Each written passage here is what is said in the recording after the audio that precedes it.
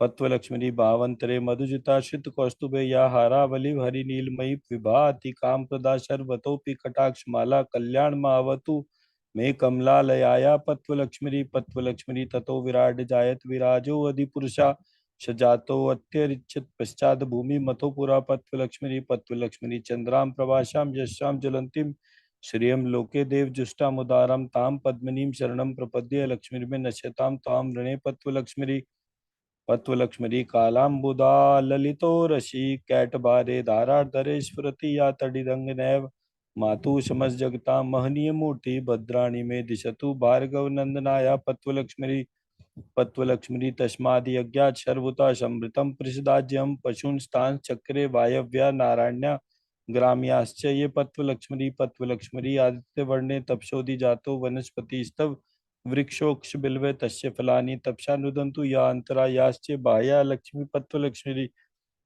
पत्वलक्ष्मी प्राप्तं पदं प्रथमता किल यत् प्रभावान् मांगल्य भाजी मधुमाथिनी मनमंथेन मय्या पते तति मंतरमीक्षणार्धं मंदालसं च मक्राल्य कन्यकाया पत्वलक्ष्मी तस्माद् यज्ञात् शर्वुता ऋचा शामानि जगगिरे छंदांसि जगगिरे तस्माद् यजुष तस्माद् जायत पत्वलक्ष्मी पत्वलक्ष्मी उपैतु माम दैवशका कीर्तिश्च मणिना सह प्रादुर्भूतो अस्मि राष्ट्रे अस्मिन् कीर्तिं रिद्धिं ददातु मे पत्वलक्ष्मी पत्वलक्ष्मी दद्यादयानुपवनो द्रवणाम्बुधारामस्मिन् किंचन विहंगशिशो विषणे दुष्कर्म धर्म नियम चिराय दूरम नारायण प्रणिनी नयनाम्बुवाहा पत्वलक्ष्मी तस्मादश्वा जायन्ते ये के चोभया दता गावो ह जगिरे तस्मात् जाता जावया पत्वलक्ष्मी शुद्धिपाशामलां ज्येष्ठां लक्ष्मीं नाश्याम्यहम् अभूतिं समृद्धिं च सर्वां निर्णुद मे गृहात्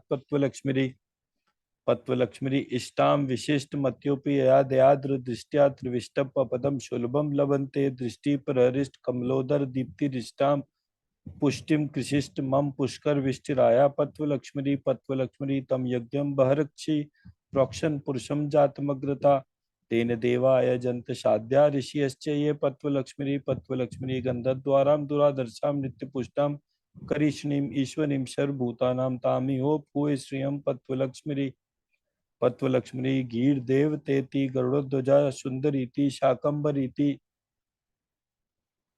शशि शेखर वल्लभेति सृष्टि स्थिति प्रलय केलेषु संचिताय तस्यै नमस्त्री भुवनैक गुरोस्तरुण्ये पत्वलक्ष्मी यत्पुरुषं व्यदधु कतिदा व्यकल्पयन् मुखं किमस्याशीत किं बाहु किं रूपादा उच्यते पत्वलक्ष्मी मनसा काममाकुते वाचा सत्यमसीमहि पशूनां रूपमनस्य मैश्री शयतां यशा पत्वलक्ष्मी श्रुत्ये नमोस्तु शुभकर्म फल प्रसूत्ये रत्ते नमोस्तु रमणीय गुणार्णवाय शक्ते नमोस्तु शतपत्र निकेतनाय पुष्टे नमोस्तु पुरुषोत्तम वल्लभाय पत्वलक्ष्मी ब्राह्मणोस्य मुखमासीद बाहु राजन्य कृता उरु तदस्य यद्वैश्य पदभ्याम शूद्रो जायता पत्वलक्ष्मी कर्दमेन प्रजा भूता मयि संभव कर्दम श्रियम वासाय मे कुले मात्रम पद्मालिनीम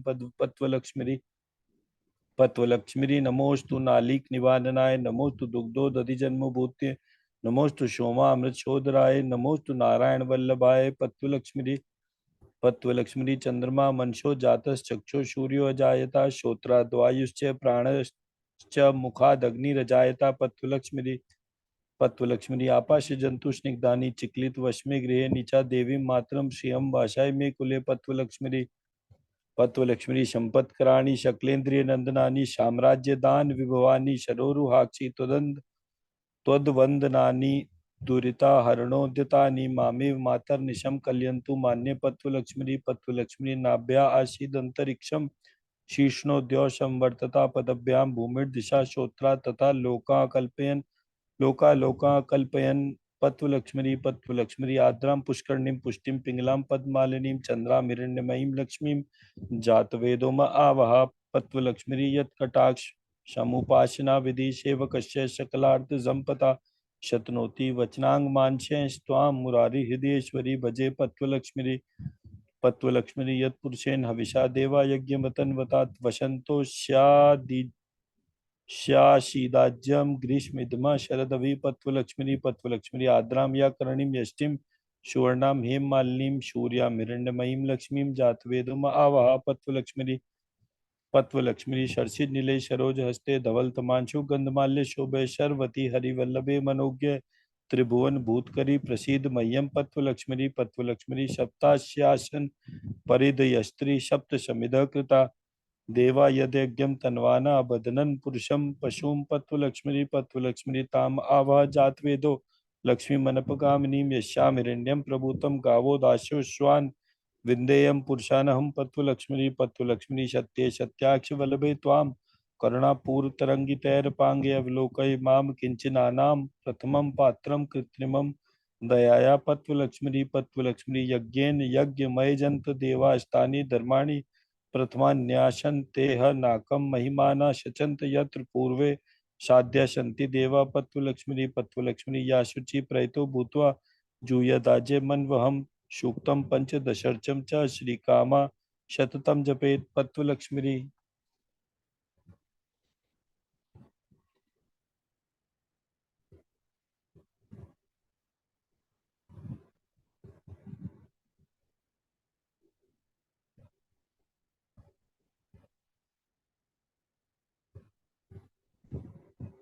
दध्यगक्षरो दध्यगक्षरो दध्यगक्षरो दध्यगक्षरो दध्यगक्षरो दध्यगक्षरो दध्यगक्षरो दध्यगक्षरो दध्यगक्षरो। इस प्रकार गणेश जी और रिद्धि सिद्धि को अपने मूलाधार चक्र या अपनी स्पेस डोमेन में ध्यान करेंगे।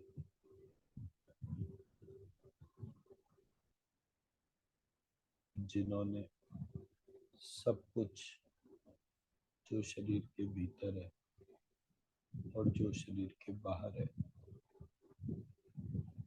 उसको कार्य क्षेत्र दिया।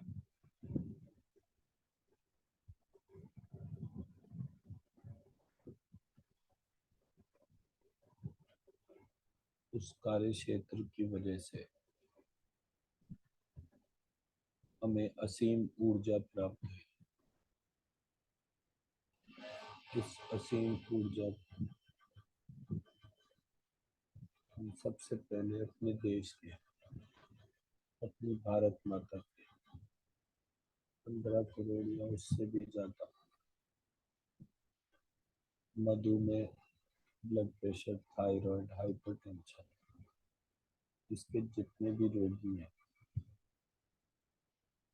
इस असीम ऊर्जा से उनके ये चारों रोग शांत हो गए।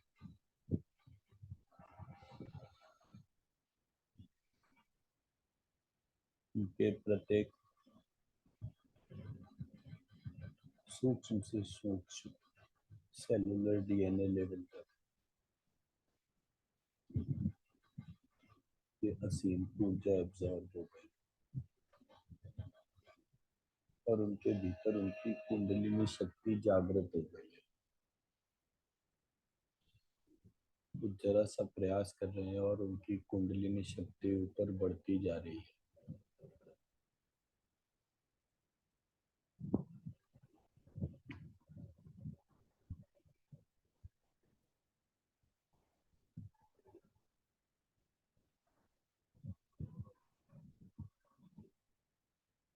इस बढ़ी हुई कुंडलिनी शक्ति से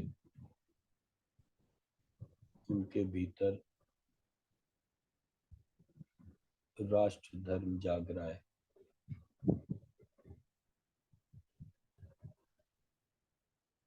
और इस देश के नागरिक सर्वश्रेष्ठ नागरिक बन रहे हैं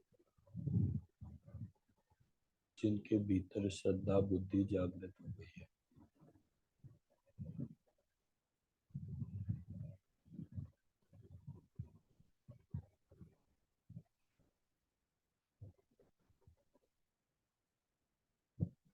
अगले कुछ समय के भीतर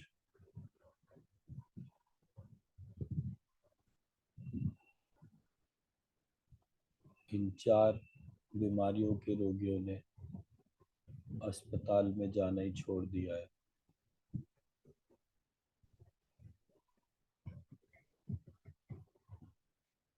उनके भीतर इन बीमारियों को शांत करने के लिए कोई औषधि की आवश्यकता नहीं रह गई है।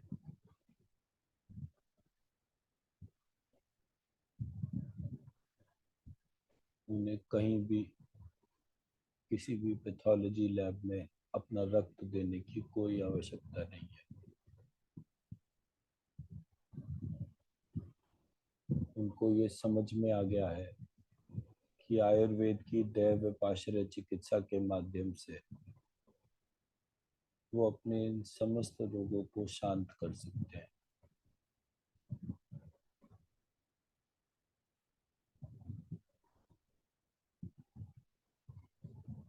इसको जो कोई भी सुन रहा है, उसको जो कोई भी सुन रहा है, वो साक्षात भगवान विष्णु है और अपने विष्णु लोक की यात्रा पर आगे बढ़ रहे हैं। इस देश के समस्त लोग पितरों का ध्यान कर रहे हैं और उन्हें ये असीम ऊर्जा प्रदान कर रहे हैं ताकि वो सब विष्णु लोक की यात्रा पर आगे बढ़े।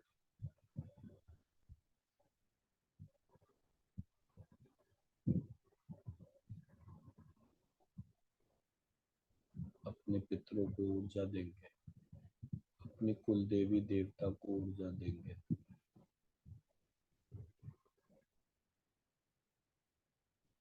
अपने गोत्र के ऋषियों को ऊर्जा देंगे, अपने संपूर्ण परिवार को ऊर्जा देंगे, अपने माता पिता भाई बहन उनके बच्चे उनके परिवार को ऊर्जा देंगे, अपने बच्चों को ऊर्जा देंगे।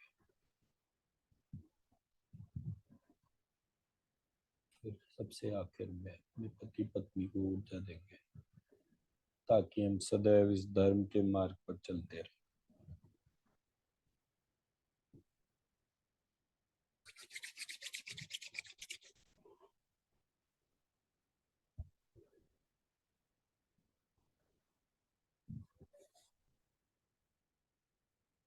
इस पुरुषोत्तम मास को धन्यवाद देंगे जिसने इतनी सुंदर अभिव्यक्ति दी। पारंपरिक